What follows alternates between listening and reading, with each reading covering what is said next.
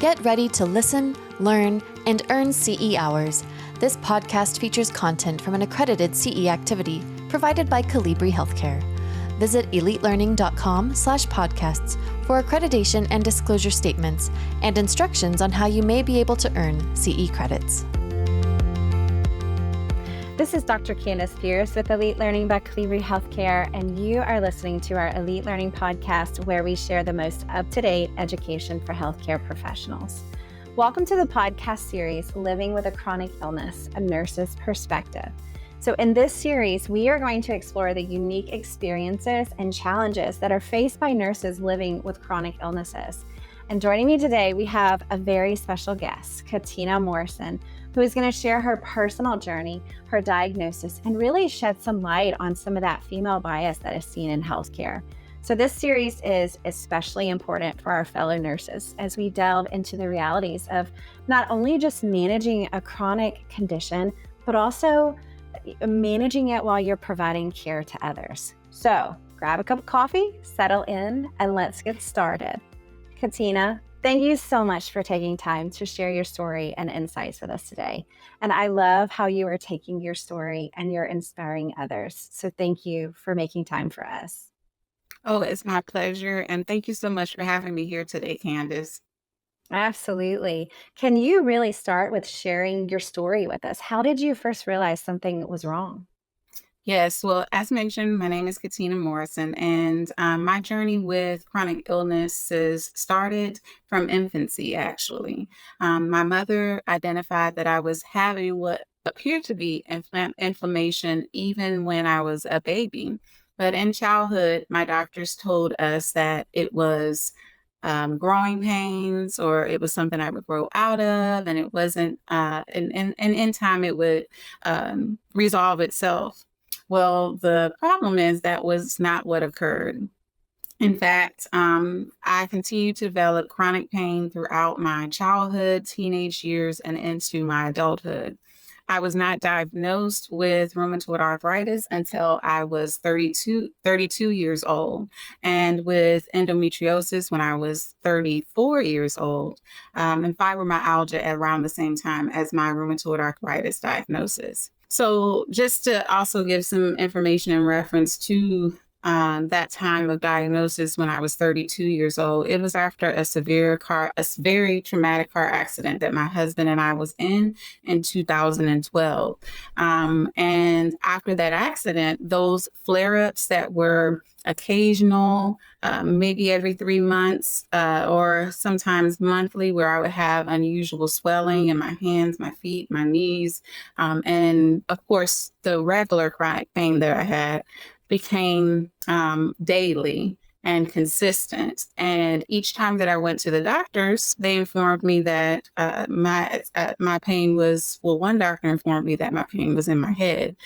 He was a rheumatologist who explained to me that if you think of pain, you'll feel pain. If you think of swelling, you'll see swelling, is what he told me. And I was like, well, I'm a registered nurse, and that just sounds like you said it was in my head. I've never heard that, but I'm thinking of swelling. Does that mean my finger? I have never heard that in my entire career. And by that time, I hadn't been able to wear my wedding ring for more than a year because the swelling was severe. Mm-hmm. And all of the specialists, at least 10 to 12 doctors that I visited, all felt like this was some type of autoimmune condition, but they weren't your diagnosis has to come from a particular specialist in this case, right. And that was a rheumatologist.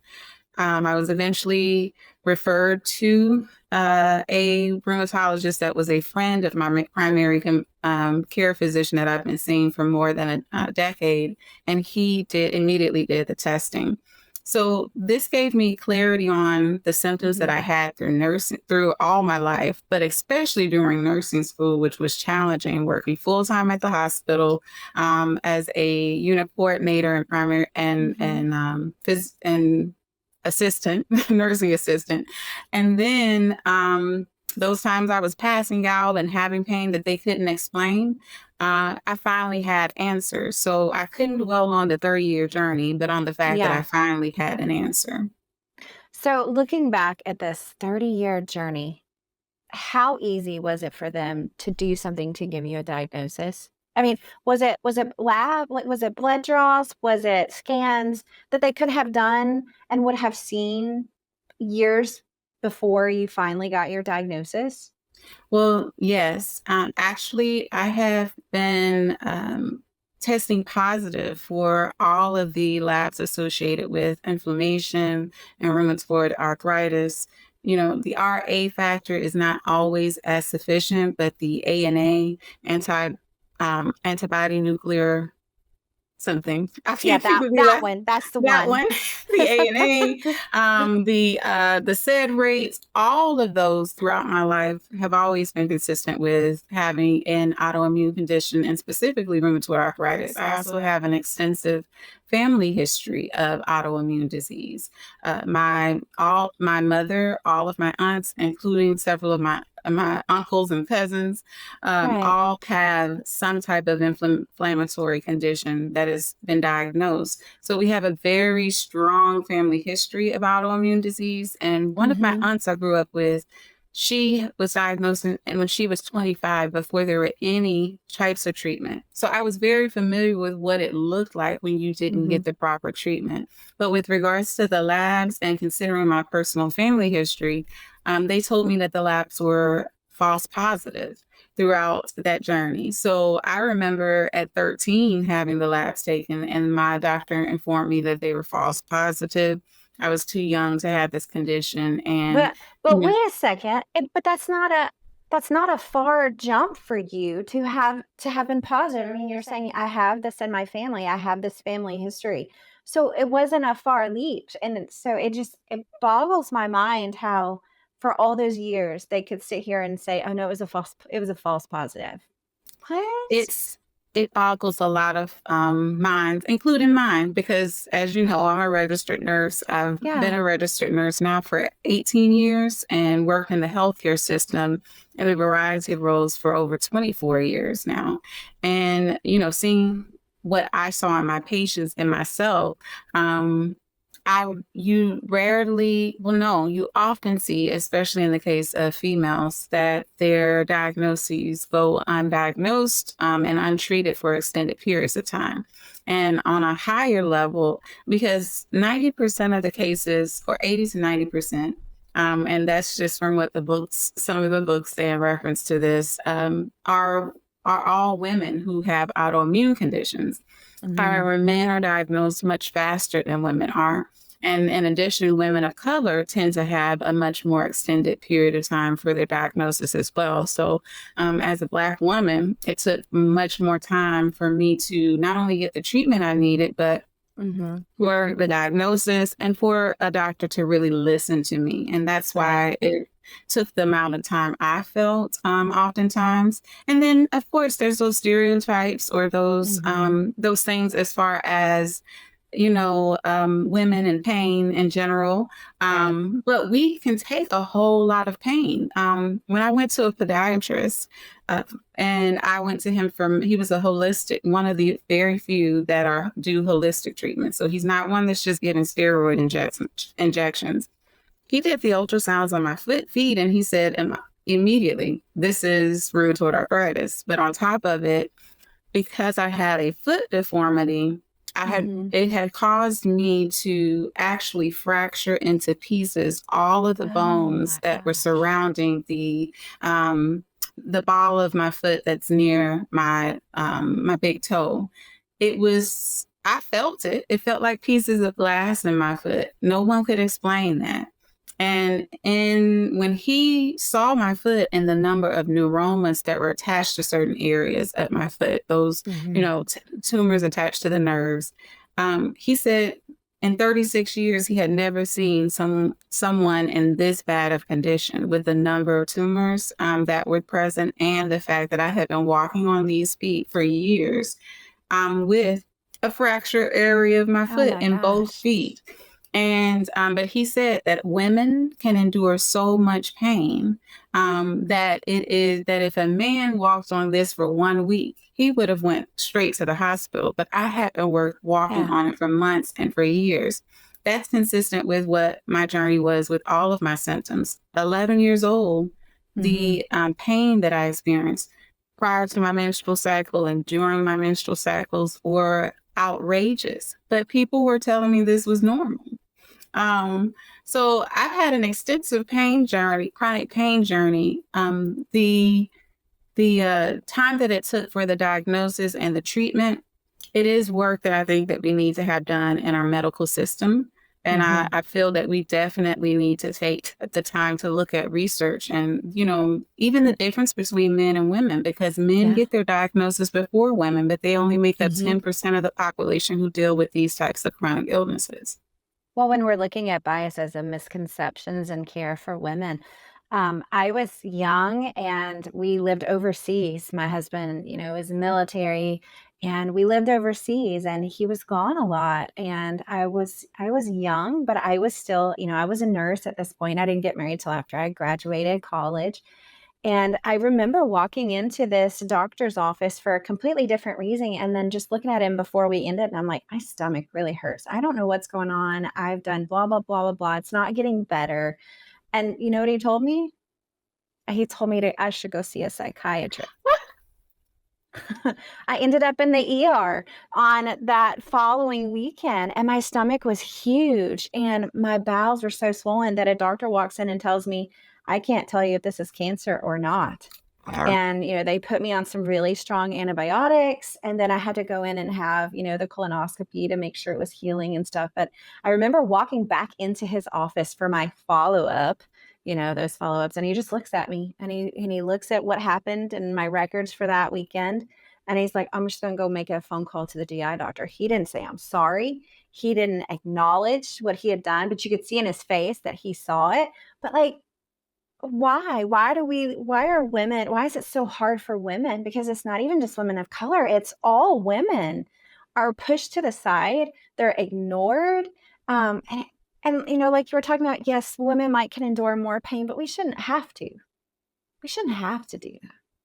I agree. That was it. I feel like for me, those years were very challenging for me. Yeah. In the sense of the chronic pain, the way that it impacted my life, especially living with severe anemia from the endometriosis that I had, that was just considered to be fibroids. That's normal. Everybody gets them, but we know now that fibroids are not just Normal. benign tumors. Yeah. They can impact every aspect of someone's lives. In fact, even your mood, the way that you're able to cope with challenges, along with the physical pain and things that it adds. I'm just so sorry to hear what you went through too. And as you said, it is a systemic issue that is impacting our healthcare system, that is affecting all women. But when in adding in, whether it's a woman of color or whatever it is, all of us deserve better healthcare treatment. So what can we do to reduce it? What can we do to change these things? Recently, there were statistics that are showing how even after delivery of children, the number of women that are in America passing away after delivery, and we are not a third world country. No. These are things that you expect to happen in those types of countries, but it's not the case. We have levels of that are consistent with those of third world nations where a high number of women are passing away. And when they complain about pain, when they complain about the symptoms they're experiencing, they are pushed to the side and they lose their lives as a result. So this is the same thing with the chronic illnesses that I faced, with what you went through in your journey. We need a change in reference to, as I mentioned, research, health research, medical research, even pharmaceutical research, because many of the things that impact us as women with chronic illnesses aren't addressed medicinally or Well, holistically. We're not represented in a lot of any of the research towards disease processes, towards medications that are being used. I think that it needs to start with an acceptance and understanding that we actually don't know what we need to know in order to treat women well, in order to answer the questions, to give them the treatments that they need, and even the diagnoses that they need. And so I think it's going to have to start with that, saying we need to start this research on women. Exactly. Base level is research, understanding, and then an acceptance that there is a problem. Because oftentimes people aren't willing to accept the problem. When you shared your experience and you went back to the doctor and you didn't even give an apology, Yeah. there's a measure of humility that is missing now in our medical system because doctors can't understand the more than 100,000 different types of conditions, or 10,000, 100,000 may be drastic, but I believe it's around that. They can't understand everything about what we have a description for right now. And there's conditions that have not even been diagnosed. So, and I'm understanding and acceptance that science, the practice of medicine is a science, which usually starts with a hypothesis and not with, I know this is what it is. Let's start with, you are experiencing this. These are the things that I know of that it could potentially be. Let's take the steps to address it rather than tell you your pain is normal or that it will go away, or that it's in your, or, of course, the worst of them all, that it is in your head. I think that's one of the most important things to me, like you said, starting at base level, but starting with acceptance that a problem exists. And more doctors need to, before going to those biases, go to what can I do to help this person, because I can't understand what they're feeling. All my life, I didn't understand actually what I was feeling because the lack of treatment and care that I received for so many years. When I was talking about, for example, the anemia that I experienced, most of my life, I thought that, that it was normal to a degree, but I also knew that it wasn't, because I don't think anybody should have the amount of pain that, that I experienced, especially, with that resulted from the endometriosis.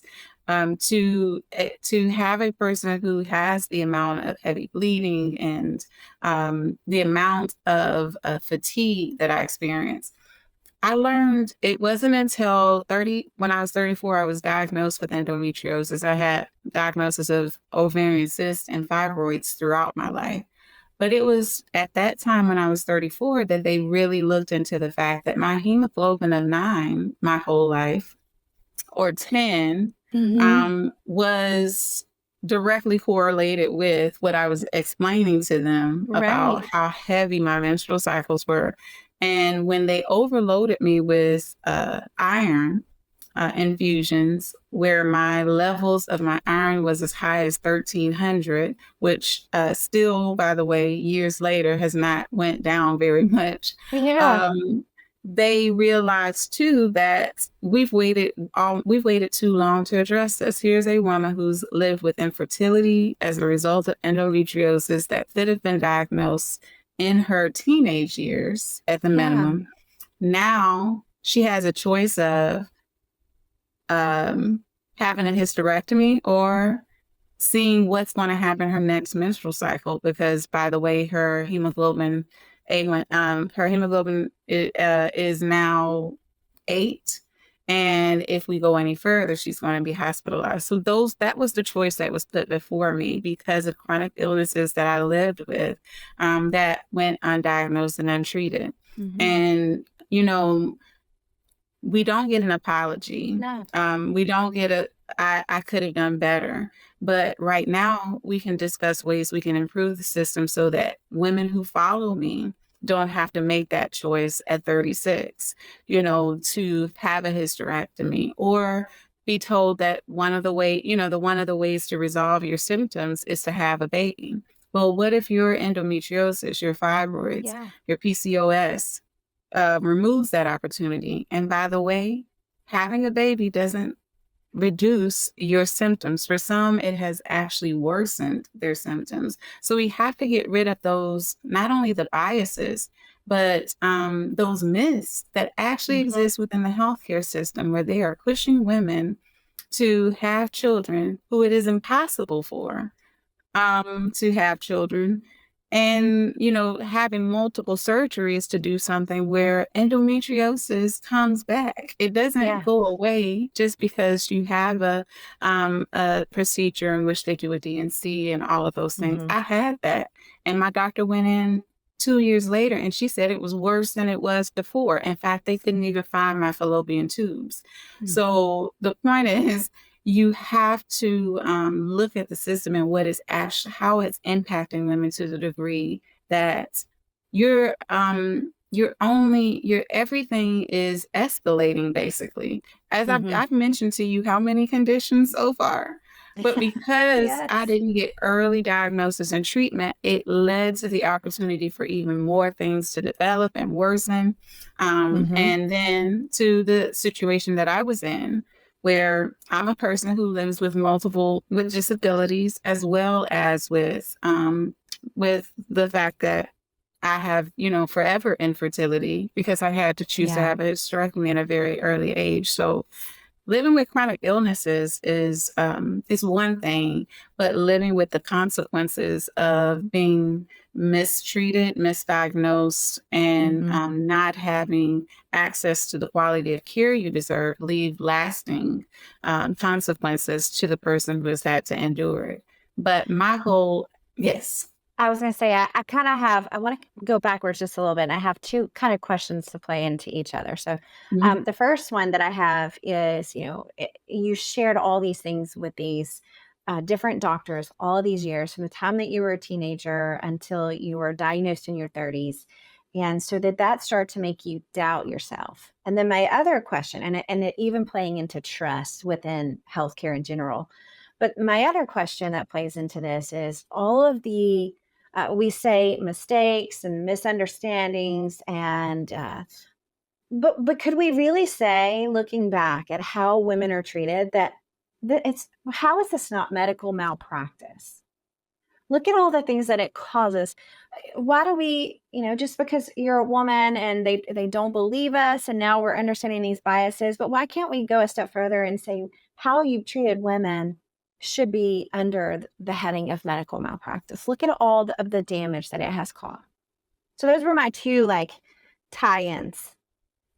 Yes. So when we look at the journey and with regards to let's go there as far as trusting myself, uh, actually, it instilled in me the importance to trust myself more and to also make sure that when I see things, if I don't get solutions, treatment, the diagnosis, or get results, at least a doctor is willing to listen to me. It motivates me to move on to the next one. I always tell people to advocate for their health. In fact, that's what motivated me to do the work that I do now in advocacy and in the development of my nonprofit Inflamed Sisters Thriving was to advocate for women to understand their health conditions more, their body, their symptoms, track them. That's also what it instilled in me, the importance to do, and not to doubt yourself, because just because someone tells you it's in your head that you should trust, obviously it doesn't mean it's in your head. And there's so many other women who that need to be connected to one another, so that they are able to know and hear the experiences of each other to know when they need to do something. That's the case with me. In my journey, it's motivated me to speak out in this way as many times as possible, so that when women hear my journey, they know the steps that they should take in order to do what they can to resolve them. So going back to that, that's what it motivated in me. The importance of me not doubting myself and trusting myself, but not allowing too much time to pass where I'm accepting poor treatment or bad treatment when it comes to my medical experience. Now, moving into malpractice for doctors, as nurses, we know what malpractice is, and we know what neglect is, or negligence is in healthcare. We have to ourselves take the correct steps in order to ensure that we meet the needs of our patients. I feel like as nurses and women, you know, in those medical fields, because there are male nurses, of course, but I feel especially women in healthcare have and in any field that you work, have a responsibility, a higher responsibility to do our best to provide the quality of care. And we are analyzed at everything that we do within it. I know me working at the bedside, the things that I saw and experienced from doctors, I felt was very much so consistent to neglect, to negligence, and to malpractice, even what I experienced. But flip it, and if it was a nurse who did that, what would have been the results? What would have been the consequences? Would that nurse still have her license? How many nurses have made and you know, we all make mistakes because we're all imperfect. I always say we're perfectly imperfect, but I feel like nurses are more likely to stand up and admit what they have done wrong, and have to in order to save their patients' lives. In the same sense that doctors should be as held accountable to that degree to practitioners and those who are responsible for our diagnoses, treatment, prescriptions should have a high expectation for them to also honor what their dedication to the medical field was, honor what they said that they would do to protect the health of others. And if they don't do their best, or they did their best and made a mistake, just that admit it so that people can have closure. Because the truth is, when you experience things like that, it causes PTSD. People actually experience PTSD as a result of the negligence that they experience in the healthcare system.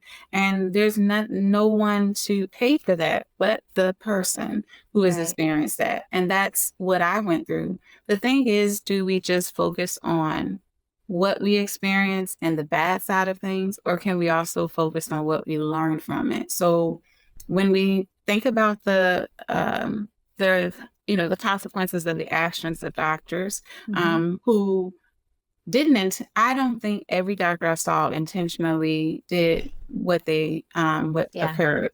You know, I feel like those issues we see in our healthcare system are systemic. Those biases exist. Those myths are perpetuated. They're taught. So as a result, we have to advocate for ourselves and help others so that we can help to make the changes that we want to see in our healthcare system. And I think nurses are, you know, the greatest force together to do that.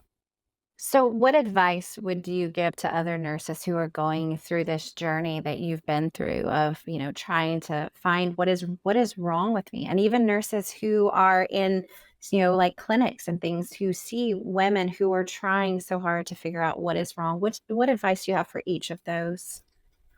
Well, even with yourself and with others, it's basic. If you see something, say something. Don't allow the things that you see to continue to go on just because you want to protect your position in a job or in any career field that a nurse may be in. I've worked in all the various sectors, and I felt that it was appropriate for me to always go to the doctor. Even if I wasn't personally getting the care that I needed, I wanted to make sure others did. And I would go to the doctor or and explain, well, this person is saying this. They may not have communicated it in a way that you fully understood. So encouraging patients and yourself to speak up about what you're seeing and what you're feeling, and also speak up about the fact that you don't appreciate that you're not being heard, that you deserve to be heard. And this is a transactional relationship in the healthcare system. We live in a nation where, you know, it's healthcare is capitalist based, you know, a capital within our system. And as a result, you need to know that since it's transactional, you can hire and fire those who don't provide you the services you deserve.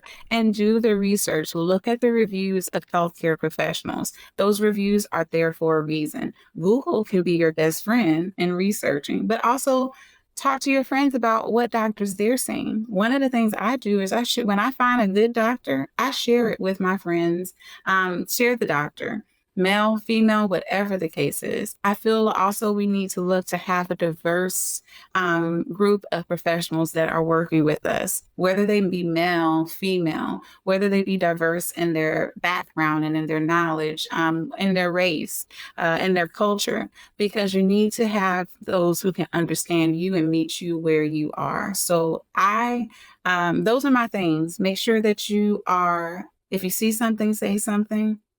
Feel free to find your voice and use it to speak up for the best quality of care that you deserve. 3, also make sure that when you do your research and look at the reviews and things for the doctors that you find, when you find a quality doctor, share that with others and help your patients to advocate for themselves, but make sure that you're setting the example and advocating for yourself as well. Absolutely. Advocating is so huge here for others and for yourself. So, Katina, we are out of time for episode 1. To our listeners, thank you for joining us on this insightful journey today. We hope that our discussion has provided you with a deeper understanding of that personal and professional challenges that are faced by nurses who are living with chronic illnesses, but also trying to be diagnosed with chronic illnesses, but also those who are on the other side where they're trying to advocate for women who are trying to figure out what is wrong with them. I hope you'll stay tuned for our next episode where we're going to explore how Katina has managed to continue her nursing career despite her condition and the resources that may be available to support nurses who are going through similar situations. So until then, take care and remember, you are not alone in this. This podcast featured content from an accredited CE activity provided by Calibri Healthcare. Visit elitelearning.com/podcasts for accreditation and disclosure statements and instructions on how you may be able to earn CE credits. Take your learning to the next level by subscribing to more podcasts on compelling healthcare topics.